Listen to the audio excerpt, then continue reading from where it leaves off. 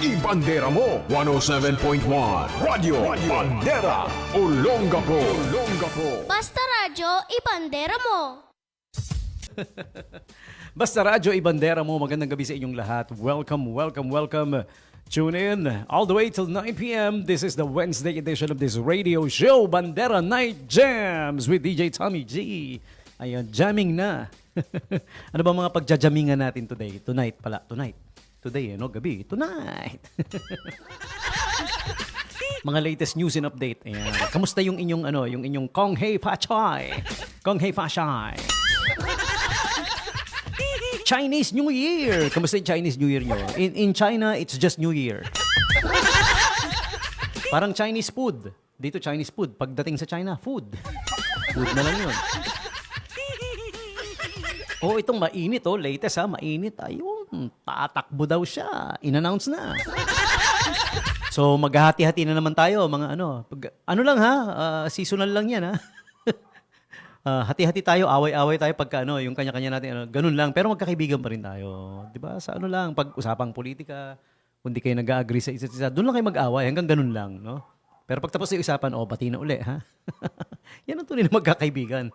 Hindi dahil hindi mo tunay na kaibigan 'yon pagka yung hindi tunay na magkaibigan pala. Pag in-unfriend sa Facebook dahil magkaiba ng political view, 'di ba? Maka Sara, sino ba makakalaban ni Sara? Maka Marcos, maka Duterte. Pagka kayo nag-away, nag-unfriend, talagang hindi na nagpansin, hindi tunay yung pagkakaibigan nyo. Pero kung kayo nag-away sa isapin na yan, tapos yung tropa na, appear sa noo. Yan, tunay na magkaibigan yan. Ganyan, ganun dapat, di ba? Magkaiba man tayo ng di ba? Magkaiba man tayo ng pananaw, ng view. Pagdating sa usapin lang ng politika, doon lang nagbabalitaktakan, nag-i-exchange, no? May mga heated exchange pa minsan-minsan. Pero hindi necessarily kailangan magkaaway talaga kayo for life. Di ba? Hindi ganoon ang tunay na magkaibigan, di ba? Meron akong kaibigan na ganyan, nag-aaway talaga kami, sagutan pagdating sa mga views na Pero pagkatapos, okay. Tag-isang bonyat lang, okay na. Okay, ayan, as usual, of course, we start things up with today's holidays and observances dito sa ating Bandera Night Jams radio show. Ano ba ngayon? Wednesday! February 18, 2026. And today is the Ash Wednesday. Ayan. A couple of days ago, ina-announce ko yung mga chapel sa loob ng Subic Bay Freeport because I work for the SBMA.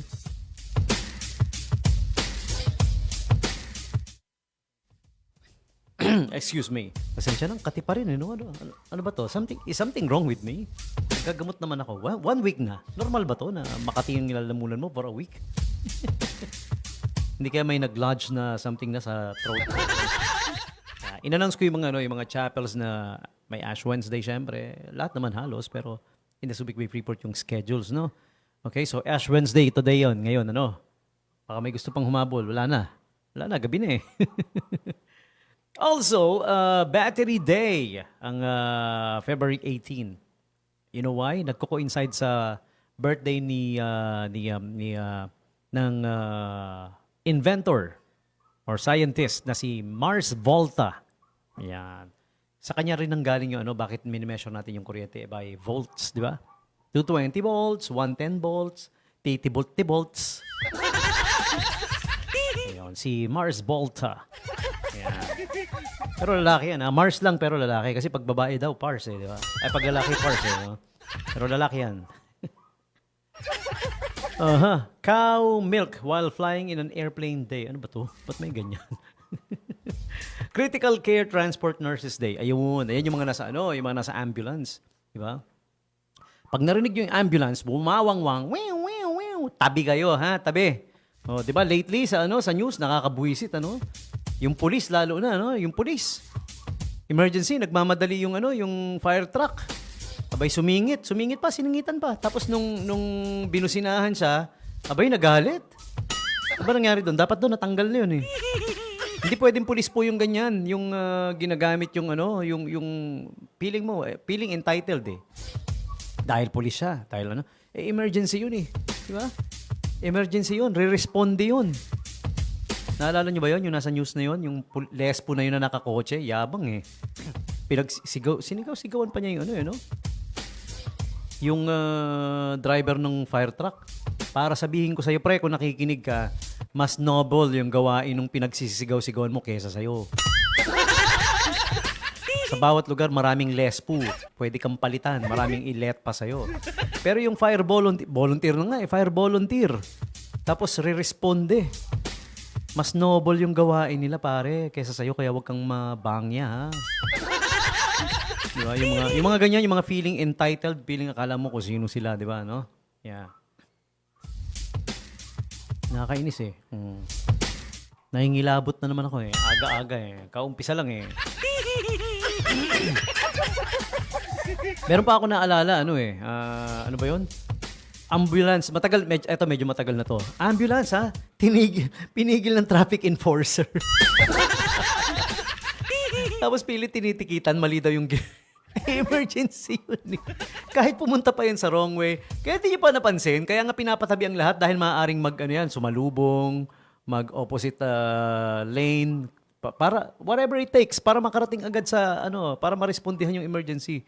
Dapat unawain natin. Oo, di ba? Imbis na makatulong tayo sa pamamagitan na lang ng pagtabi at shut up ka na lang. Abay, magbibida-bida ka pa eh, no? Tikitan mo pa eh. Dahil daw, mali, ano ba yung naalala kong ano yun? Sa ambulance yun eh, teka. Ano ba yung sinabi ng traffic enforcer? Hindi dito yun, sa Manila yun eh. Ano ba yung sinabi ng traffic enforcer? Ano yata? Parang, oo.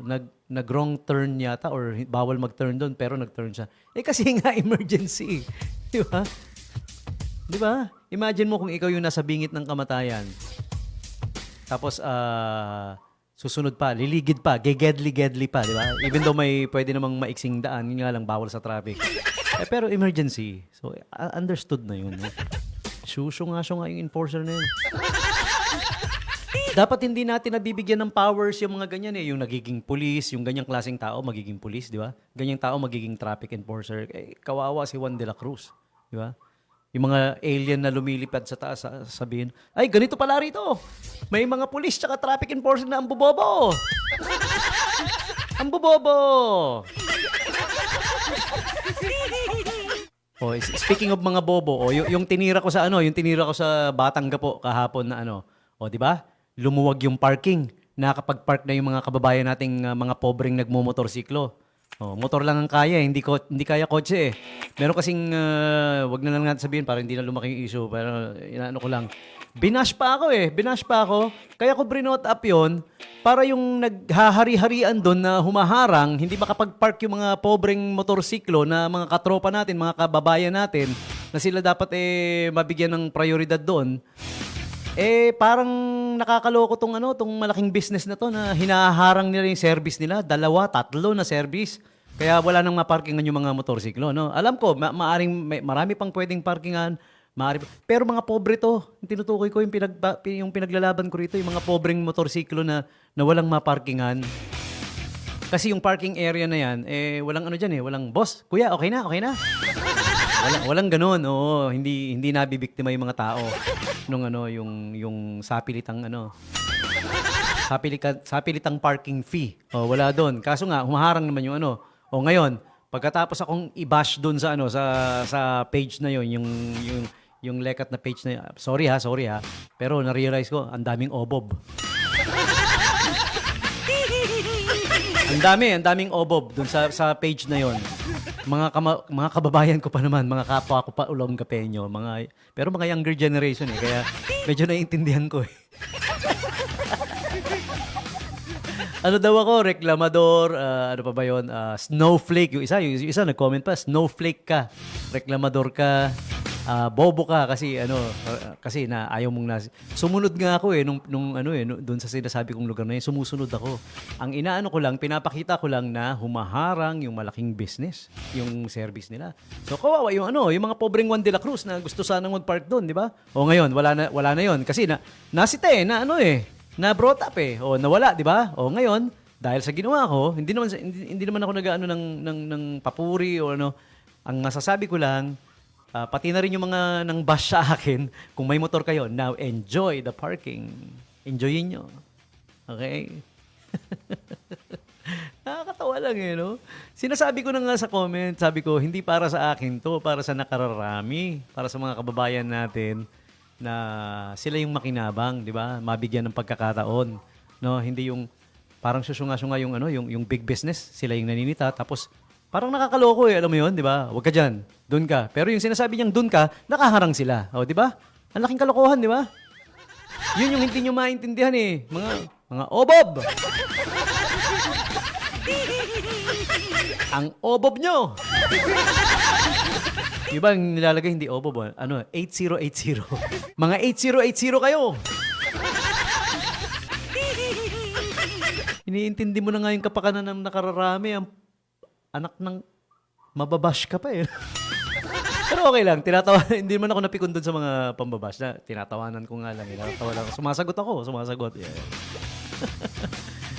Nakakalungkot lang na parang, kasi karamihan doon medyo bata pa Parang may isip mo, eto ba yung future generation natin? Naku, kawawa naman may city, may Olongapo City. Awawa. Siya. Tuloy na. Nasingit ko lang. Ba't tayo nasingit doon? Kasi yung yung Transport Nurses Day. Di ba? Yung emergency. Yan yung mga nurse na nasa loob ng emergency vehicle ng ambulance, no? Day nila ngayon, February 18. So, papurihan natin sila, ha? Global Drink Wine Day. Ayan, okay. What else? Hate Florida Day. Why would you hate Florida? Sarap sa Florida. Ang ganda dun, no? Pluto Day. Ayan. Planet is discovered by Clyde Tombaugh.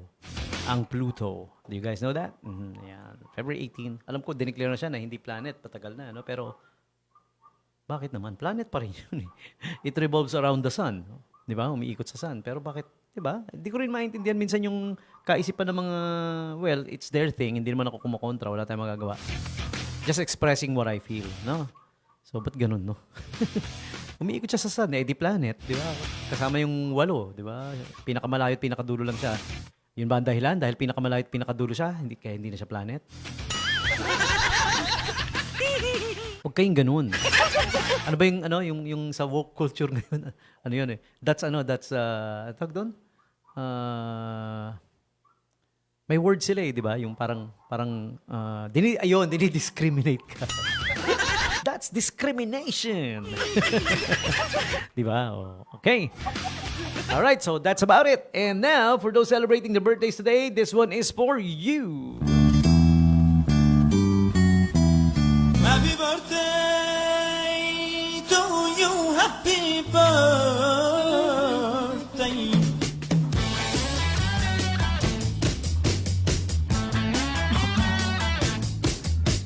Famous people celebrating their birthdays today. This one's being brought to you by Angel's Pizza Birthday Package Promo. Okay? Ayan, Angel's Pizza Package A. Birthday package to, ha? 2 big family-sized pizzas, 2 chicken wings, 2 pasta platter, 2 1-liter lychee lemonade, and a free APC card. Angel's Pizza card na may mga perks and discounts and may buy one, take one pa yan, di ba? Okay? And free family-sized pepperoni for only $2,499. Okay? Package B, 2 family-sized pizzas, 2 chicken wings, 1 pasta platter, 2 1-liter lychee lemonade, free Angel's Pizza card, and free medium-sized pepperoni for only $1,999. Now available at Angel's Pizza Olongapo. Okay? They're located at number 395 Rizal Avenue. Sa harap lang po ng ng 4th Street, yung bungad ng 4th Street. Ayan. Everybody knows where 4th Street is, right? Okay? Sa Rizal Avenue yan, okay? For inquiries, call or text 0967-164-6450, 0967-164-4646. They're open Monday to Sunday, Sunday to Saturday. Yun din yun. Malilito ka lang. Huwag mo na i-compute. Lunes hanggang Linggo, o kaya, Sabado hanggang, Linggo hanggang Sabado. Ayun. Tamo, ako nalito di ba? 8 a.m. till 12 midnight. Pag weekend hanggang 1 a.m. pa. Alright? Now, here are the famous people celebrating their birthdays today. Happy birthday to Bernadette Zambrano, Filipino journalist. Saan ba siya? Sa GMA7, ano? Yeah, okay. Veteran actress Perla Bautista. Is she still around? Kasi she was born 1940 pa, no? Ang tagal na, no? Perla Bautista, Filipina actress. Veteran actress na to, si Perla Bautista, no? Okay?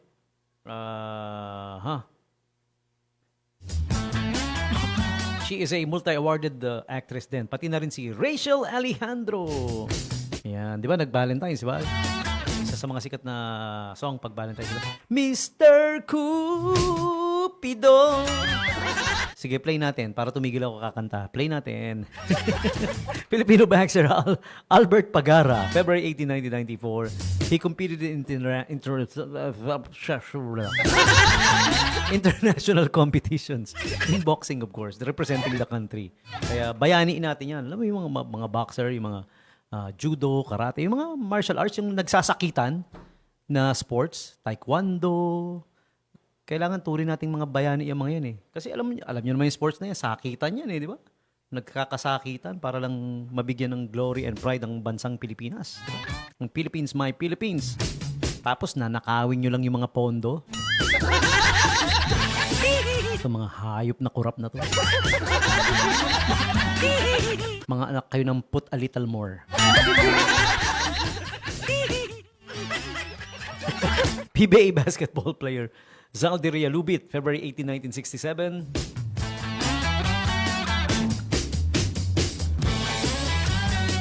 Happy birthday to... Hindi ko kasi kilala tong mga nandito. Eh. Alam mo, pag younger generation actors, actress, matanda na ako eh. Matanda ko na. Hindi ko na kilala nga ako. Tingnan yung kakilala ko. Si Enzo Ferrari. Entrepreneur, the creator, owner of the Ferrari car brand. He was born February 18, 1898. And he passed away in 1988 na, no? Okay. Folk singer Regina Spektor turns 46 today. Game show host Vanna White.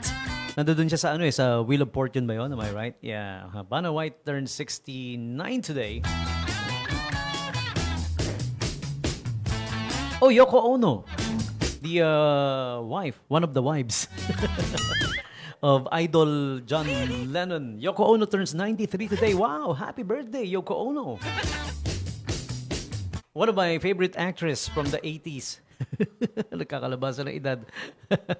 Molly Ringwald. Yeah, she turns 58 today. Molly Ringwald. Happy birthday to you, Molly Ringwald. And actor John Travolta turns 72 today. Movie actor John Travolta. Movie actor Matt Dillon turns 62. Music producer, rapper Dr. Dre. Da-da-da-da-da. Very iconic, very popular rapper, music producer.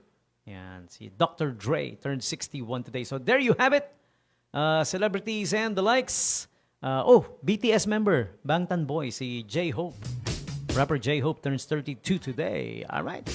So there you have it, celebrities and the like celebrating their birthdays today. You're sharing your birthdays with them. All of you February 18 birthday celebrants, happy birthday to you. Happy birthday to you. Happy birthday.